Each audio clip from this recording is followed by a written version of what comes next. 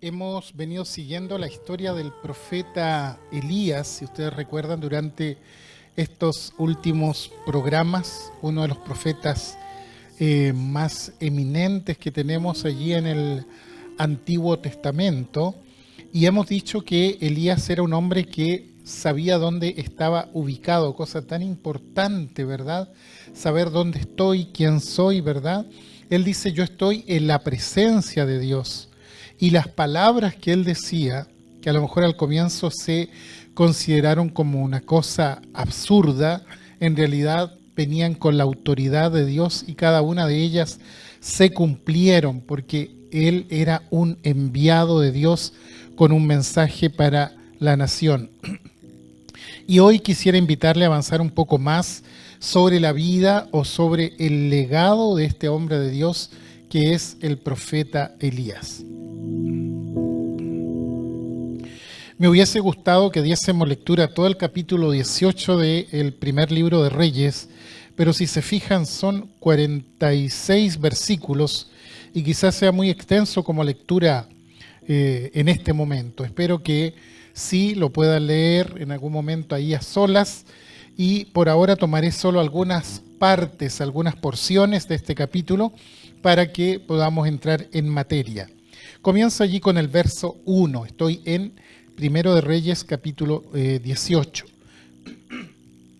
Dice así: Pasados muchos días, vino palabra de Jehová a Elías en el tercer año, diciendo: Ve, muéstrate a Acab, y yo haré llover sobre la faz de la tierra. Fue pues Elías a mostrarse a Acab, y el hambre era grave en Samaria. Inferimos que, producto de la sequía, una escasez en el reino del norte, cuya capital era precisamente Samaria, y sucedió que Acab tenía un siervo que se llamaba Abdías, a quien le pide que vaya a las fuentes de agua, por si hubiera algo de hierba para alimentar a las bestias que quedaban. Y mire lo que dice el verso 7. Yendo Abdías por el camino, se encontró con Elías, y cuando reconoció, se postró sobre su rostro y dijo: ¿No eres tú mi señor Elías? Y él respondió: Yo soy. Ve, di a tu amo, aquí está Elías. Pero él dijo: ¿En qué he pecado para que entregues a tu siervo en manos de Acab para que me mate? Se nota que Abdías tenía un gran aprecio por el profeta Elías, que en ese momento era virtualmente un fugitivo de Acab. Ustedes recuerdan cómo hemos venido desarrollando la historia hasta aquí. Pero puesto que Dios lo envió a presentarse ante Acab después de 3 años de sequía, contra su deseo, Abdías, que es el siervo de Acab, lleva a Elías delante del rey y miren lo que sucede. Verso 17. Cuando Acab vio a Elías, le dijo: ¿Eres tú el que turbas a Israel?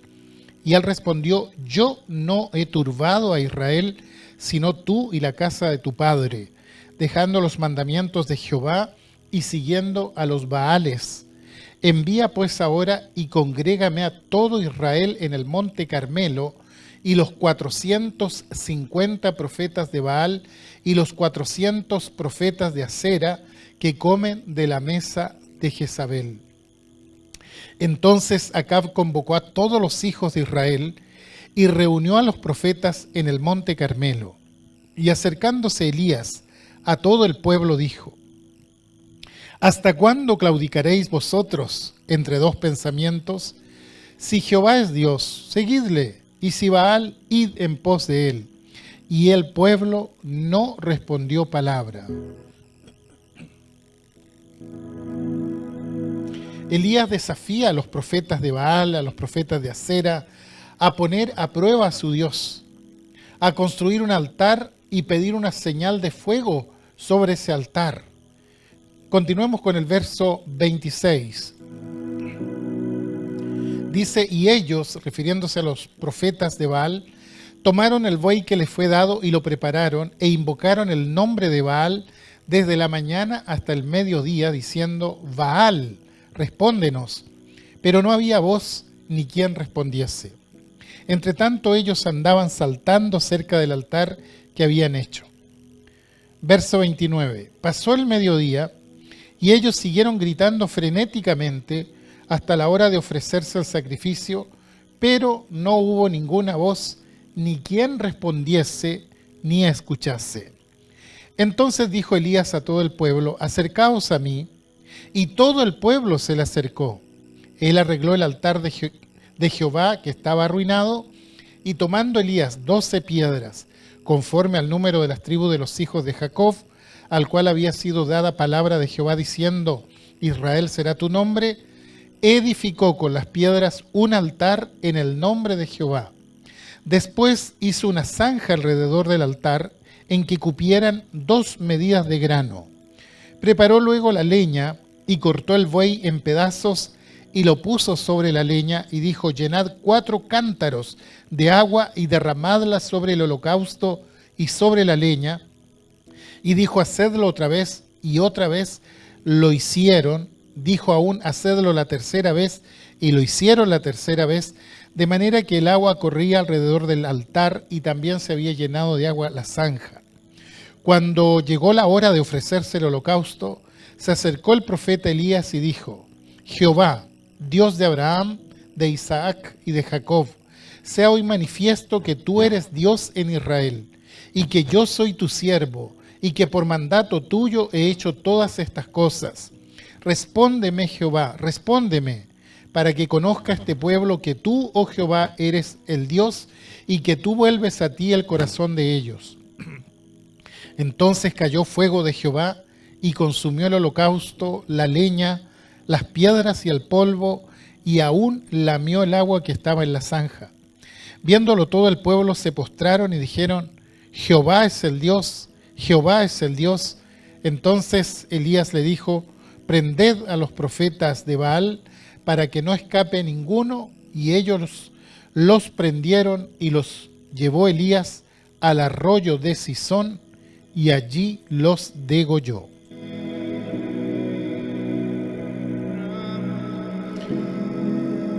Tratemos de comprender esto.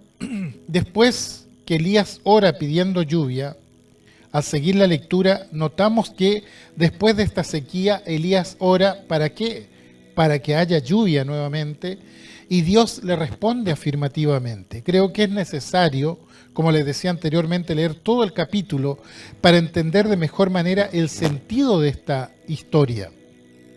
Es muy interesante conocer la historia de este hombre de Dios que es capaz de enfrentar a todo un reino, cierto de que el Señor estaba con él. Quizá el rey pensó al comienzo que Elías era un loco, un místico, alguien que hablaba por hablar solamente. Pero cuando vino la sequía, 3 años y medio de sequía, obviamente que la opinión de Acab sobre Elías cambió sustancialmente. Y Elías debe esconderse por orden de Dios para que su vida sea preservada, porque lo buscaban para matarlo. Porque según el rey, Elías era el responsable de la sequía que había venido sobre Israel. Esta sequía del tiempo de Elías se hizo bien conocida en la historia de Israel. Jesús mismo mencionó esta sequía cuando dijo en Lucas 4:25: y en verdad os digo que muchas viudas había en Israel en los días de Elías, cuando el cielo fue cerrado por 3 años y 6 meses, y hubo una gran hambre en toda la tierra. Santiago también alude a esto en su carta cuando dice en el capítulo 5, verso 17, que Elías era hombre sujeto a pasiones, semejante a las nuestras, y oró fervientemente para que no lloviese, y no llovió sobre la tierra por 3 años y 6 meses. Quiere decir que esto ya se había hecho carne en el pueblo, en la historia de Israel, una sequía que había durado 3 años y medio en tiempos del rey Acab. Recordemos que Jezabel, la esposa de Acab, que era una princesa fenicia, había introducido en Israel el culto a Baal y a Astarte, y ellos creían que con sus rituales, sus invocaciones, entonces estos dioses venían y fertilizaban la tierra, por lo cual practicaban rituales paganos de alta perversión moral debajo de los árboles frondosos y los montes altos, porque decían que a través de estos actos la tierra recibiría energía y daría su fruto. Ahora, si hay sequía por un año, bueno, quizás porque no hemos hecho los sacrificios suficientes que debimos haber hecho. Pero estamos hablando de 3 años y medio de sequía, es decir, ya no era un accidente. Seguramente a los profetas de Baal ya no le quedaban argumentos de por qué persistía la sequía. Pero lo que realmente pasaba es que Dios había cortado la lluvia. Y entonces Acab sale desesperado a buscar a Elías para matarlo. Esto demuestra cuán grande es su necedad, su insensatez. Como israelita y como rey, no podía ser ignorante de la palabra de Dios. Los reyes en Israel eran formados en la Torá, en los libros del Pentateuco. Sin embargo, había caído bajo el influjo de las tendencias energéticas de Baal a tal punto que él cree que si toma a Elías y lo mata, entonces va a llover. Porque cree que Elías es el que tiene el poder para detener la lluvia. Y si él lo destruye, entonces va a terminar por resolver el problema. Y es notable que cuando finalmente se encuentra con Elías, lo ve cara a cara, se acerca y le pregunta: ¿eres tú el que turbas a Israel? ¿Por qué? Porque él estaba convencido de que Elías era el problema, como diciendo: si matamos al mensajero, matamos al mensaje también. Sin embargo, la respuesta de Elías es categórica: yo no he turbado a Israel, sino tú y la casa de tu padre, dejando los mandamientos de Jehová y siguiendo a los Baales. Recordemos que Elías es el hombre que sabe dónde está parado, sabía que él estaba delante de la presencia de Dios. Y por supuesto que sabía también el riesgo que corría en ese momento, pero afronta ese peligro en pro de la verdad. Una verdad que Acab claramente no quiere escuchar. Tú eres quien ha turbado al pueblo porque te alejaste de Dios y te fuiste detrás de los Baales. En otras palabras, esta sequía ha venido por culpa tuya. ¿Acaso se había casado con Jezabel? El rey se había casado con Jezabel, que no solo fue esposa de él, sino que prácticamente copó el gobierno del reino del norte, al punto que se habla más de ella en el relato que de su esposo. En realidad, Acab era un sometido por su mujer. Jezabel fue la que llevó adelante todo el proyecto de destrucción de la fe en Israel. Ella fue la que instaló el culto a Baal y trajo consigo a 450 profetas de Baal, 400 profetas de Astarte, que se creía, ¿no es cierto?, era la esposa principal de Baal. Y todos estos falsos profetas comían de la mesa del rey en Israel. Erigió imágenes de estos dioses en el centro mismo del gobierno. Empezaron a vivir prácticamente las doctrinas que, como decíamos el otro día, son las doctrinas de la nueva era, de que la energía, que la vibra, y eso vino a corromper todo el camino de Israel. Y Acab, en su necedad y en su desobediencia, en su falta de discernimiento espiritual, simplemente se dejó arrastrar por todo esto. El apóstol Pablo, cuando escribe su primera carta a los Corintios, dice que el hombre natural no percibe las cosas que son del Espíritu de Dios, porque para él son locura, y no las puede entender porque se han de discernir espiritualmente. Eso es lo que escribe allí en 1 Corintios 2:14. Y así como el hombre natural no percibe las cosas que son de Dios, pueden botarse la mente también del creyente para no recibir o no percibir lo que es verdaderamente la voluntad de Dios.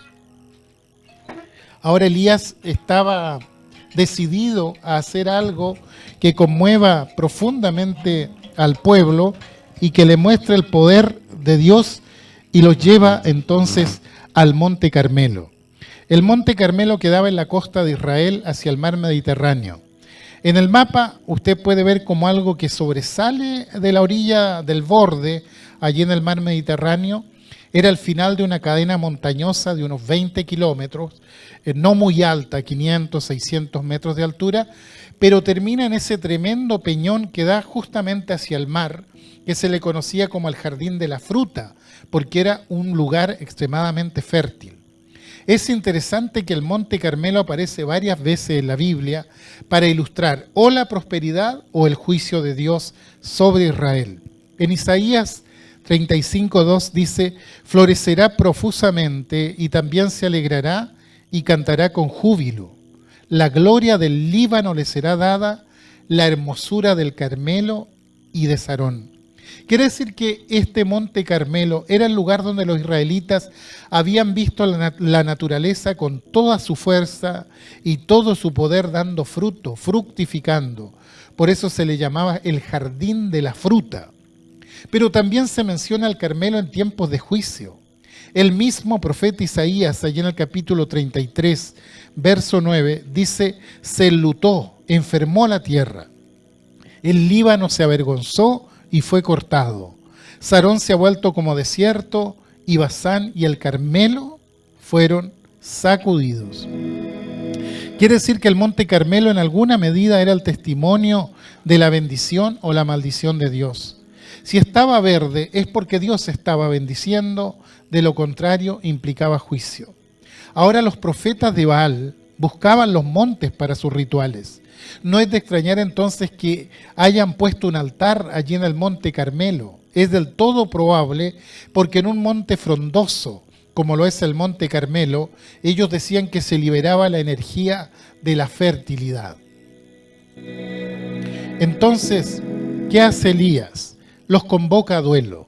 Los profetas de Baal por un lado y él por el otro. O mejor dicho, Baal por un lado y al Dios de Israel por el otro.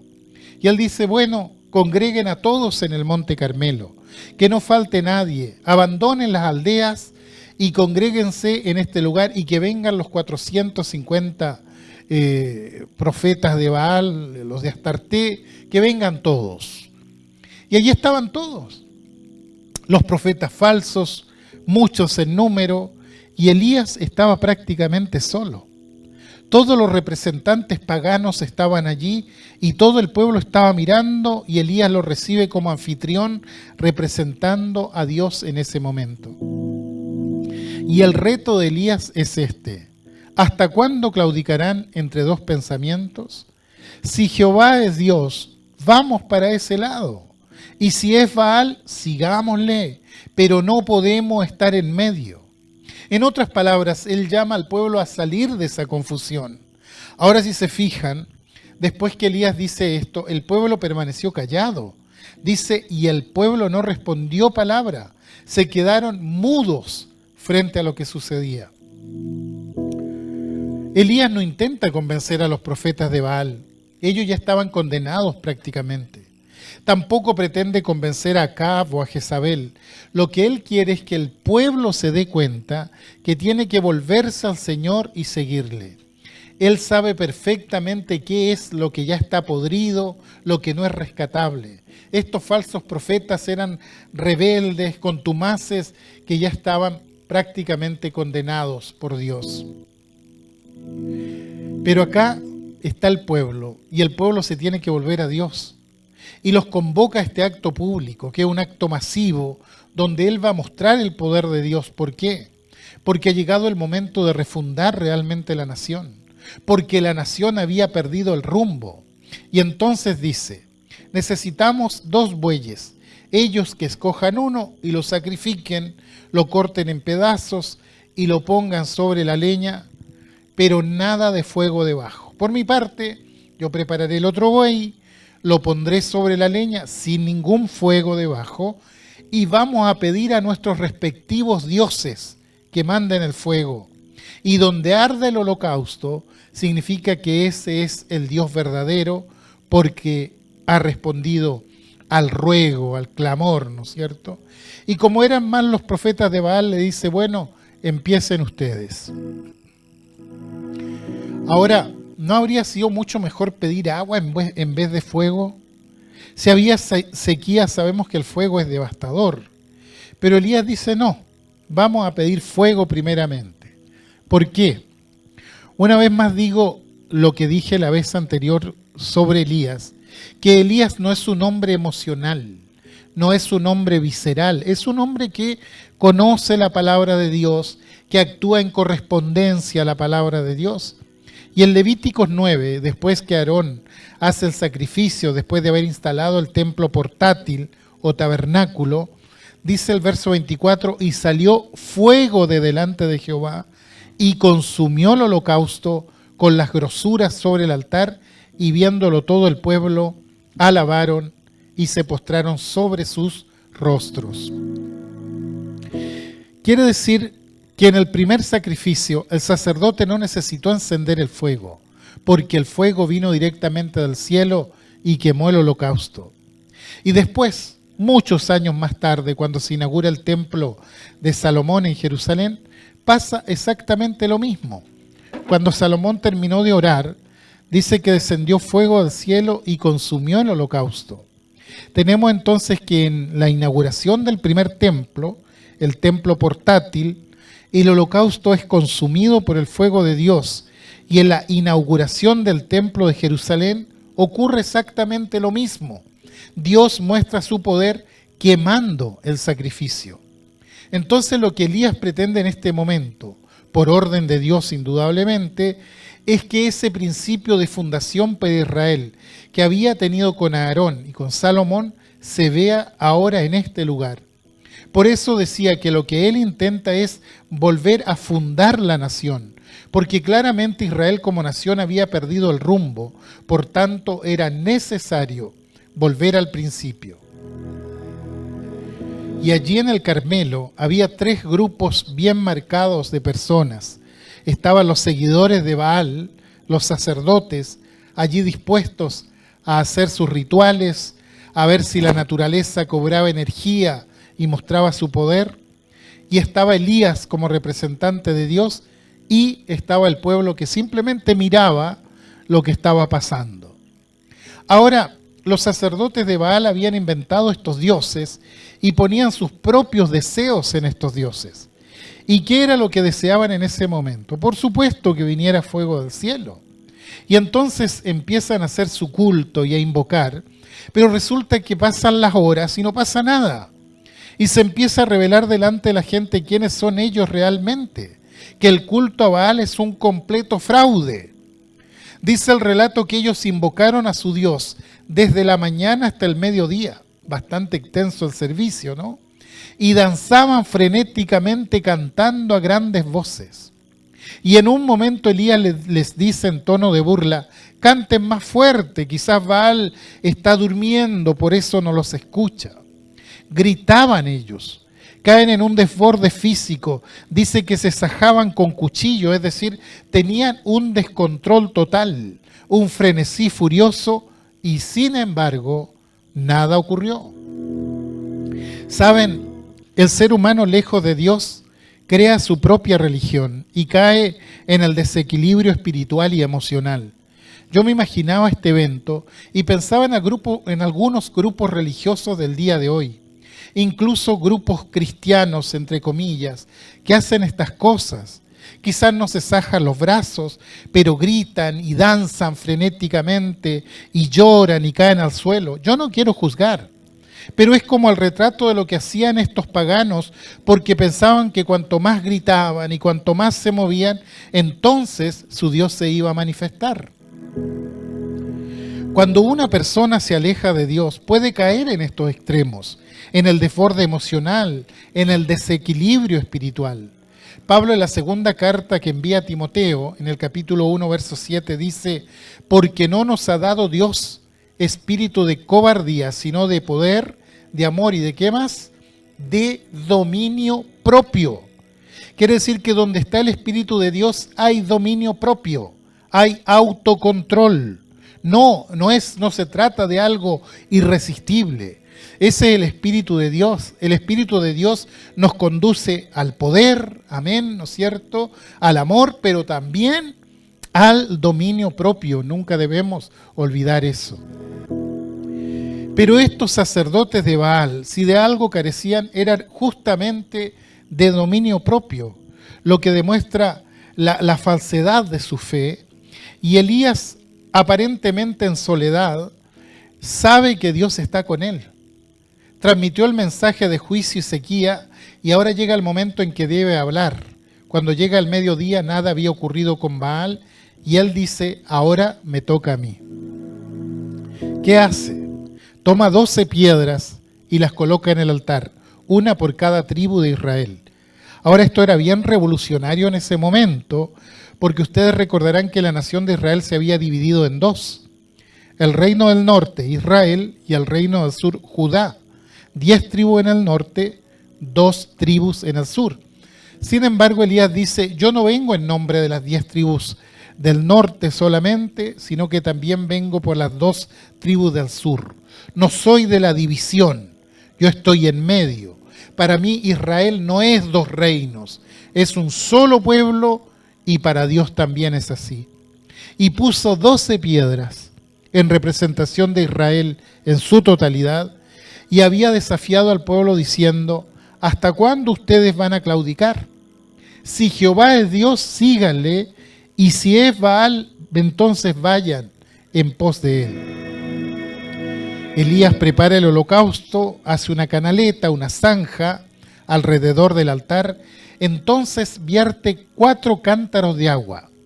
Se dice que un cántaro equivale a 14 litros de agua, por tanto, 4 cántaros equivalen a 56 litros. Y dice el relato que esto lo hizo 3 veces. Por lo tanto, si multiplicamos 56 por 3, serían prácticamente 170 litros de agua derramada en esa zanja, suficiente para que se llene hasta arriba. Ahora alguien puede decir, este hombre debe estar loco, porque lo que necesita realmente es fuego, no es agua. Lo que pasa es que él espera la intervención de Dios.